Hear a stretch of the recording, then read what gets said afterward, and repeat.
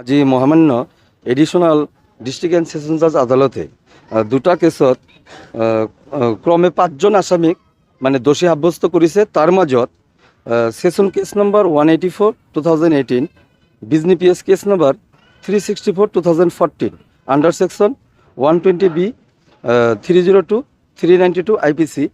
এই কেসটোতে 3জনক দোষী সাব্যস্ত কৰিছে আৰু 2জনক যাবজ্জীবন কারাদণ্ড বিহিছে। তার মাজত হল এজন জাকির হুসেন আৰু এজন হল মজিদ আলী আৰু এজন আসামি one of the accused Asmat Ali তেখেতক 7 বছৰৰ কাৰণে কাৰাদণ্ড দিছে আৰু লগতে 2জনক ইকুইটেল দিছে। আৰু এটা কেছ যেটো হল session case number 158 of 2018, Bijni PS case number 182 1989 case under section 396 IPC.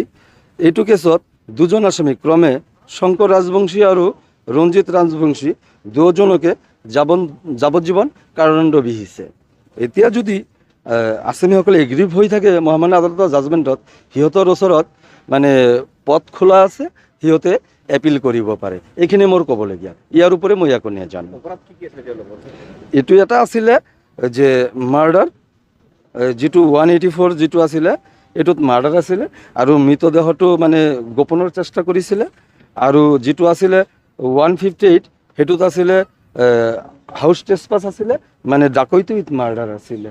এই দুটা কেছত যেটোত শঙ্কৰ ৰাজবংশী আৰু ৰঞ্জিত ৰাজবংশী এইটো কেছত মাৰ্ডাৰ উইথ ডাকৈতি আছিলে। আৰু যেটো কেছত জাকিৰ হুছেইন আসমত আৰু মজিদ আছিলে সেইটো কেছত আছিলে মাৰ্ডাৰ আছিলে আৰু 392 আইপিসি সেকশনটো আছিলে।